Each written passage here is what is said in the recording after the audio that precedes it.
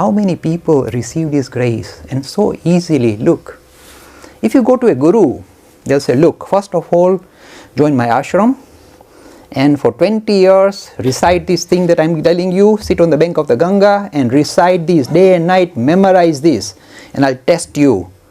They'll give you all these exercises to do, and by the time you finish, all your hair have fallen out and you are struggling. Here is this unusual personality. Do you know what he does? He calls you, he gives you the good experience first, then said we'll do the practices afterwards. Can you find a marvelous teacher like that? He gives you first and he gives you good experience, number one.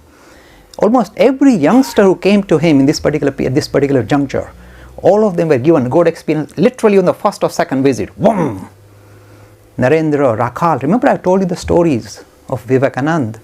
The second time went, Ramakrishna went and touched him, and boom, off this fellow goes. He said, stop it! He was not ready even. This is the power of this. He wants to give it away. This is why he's a bestower of grace. He wants to give it away. Every youngster came, tell you how we did it. It's such a marvelous story. In our day and life, in this age, can this happen? Can this be true? Lots of these youngsters came. Sometimes, you know what he'll say? He'll say, there's just at the second or third visit, they've had it. First visit, they'll just give, nice boy, yes, come here, come again.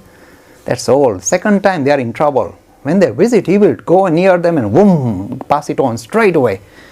Sometimes, he would say, okay, go and sit in the Panchavati and I'll come and see you. And the little boy, some of them were only 14-year-old, 14 to 20 age group, roughly. And they would visit this boy, this man. Only a handful youngsters, that's all. They would visit, go and sit in the Panchavati. They would sitting, Ramakrishna would go near and just at a mere glance, see the power, at a mere glance. There is no book learning, there is no Shastra Adyan, there is nothing.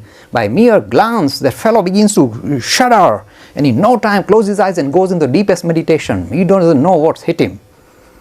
Given first an experience instantaneously. Some he would touch, some with a glance, some he would say, can you stick your tongue out? I'm telling you a real story, weird as you might find it. The person would say, of course you don't stick your tongues out to your guru generally, but he will ask you to stick your tongue out.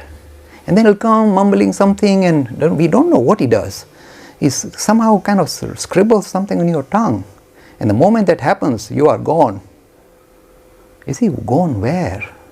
To our home, our real home, our spiritual home. He sends us off. We discover our real identity instantaneously. With one disciple, this was a very unusual way of passing on spiritual experience. His name is Hari Prasanna. Now Hari Prasanna was kind of well built, little bit like our Harshad Bhai, well built. And all these disciples came, and Hari Prasanna, this was perhaps his second visit, he sat in the corner. They're all nervous of this man. He was sitting in the corner listening. Slowly, one by one, the devotees bowed down and slowly went away. And then Ramakrishna came near him. Because Hari Prasanna had a habit of, he liked to wrestle. Wrestling. I told you he was well built. So Ramakrishna, you like to wrestle? He said, yes. Let us wrestle, said Ramakrishna. Hari Prasanna thought, this is unusual guru, he wants me to wrestle with him. So he, in gentle hand, he put his two hands out and stood up. And Ramakrishna came, took hold of both his hands, and they started to wrestle in this kind of, like this manner. And this Hari Prasanna is very strong, and Ramakrishna is a very, very gentle person. So in no time he pushed him to the end of the wall and he pinned him to the wall. And this frail Ramakrishna is pinned to the wall, and Hari Prasanna looking at his guru, what a weird fellow. He wants me to wrestle. While this is happening, these are the words of Hari Prasanna. Just think.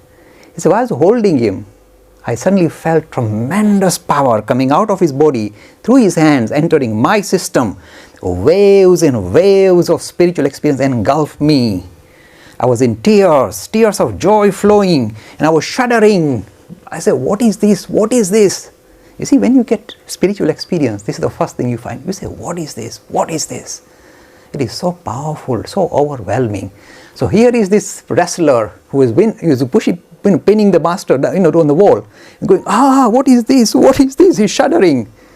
And then Ramakrishna lets go of his hand and says, you won. Look at the language. He was given the highest experience and said, you win. In wrestling, you are the winner. And he went away. Unusual way of passing on spirituality. Sometimes a disciple will come, somebody called Sharad came. Now he's a very, very important personality. Sharad came and Ramakrishna said, what kind of God do you wish to see? You see, he would ask them blunt questions straight away. You see, there is no time to waste. Which way do you wish to experience God? He asked Sharad. Sharad said, do you know which one? I don't like to see the deities, gods and goddesses. I couldn't be bothered. Do you know which God I wish to see? I wish to see God in every human being. And Ramakrishna smiled. He said, this is the most highest experience, my boy. It'll take some time. But you will get it. And this Sharad later on becomes Swami Sharadanand. The book he wrote on Ramakrishna, he says in the introduction, he gives himself away. He said, everything I've written in the book is something that I've experienced for myself. And he's talking of Ramakrishna's highest spiritual experience. And this young boy is saying, I did. So what this master promised came to fruition.